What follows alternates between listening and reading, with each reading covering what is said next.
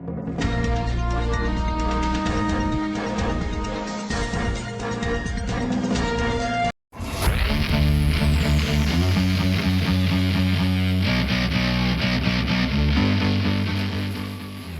ini netizen di media sosial dibikin kesal oleh perbuatan seorang wanita.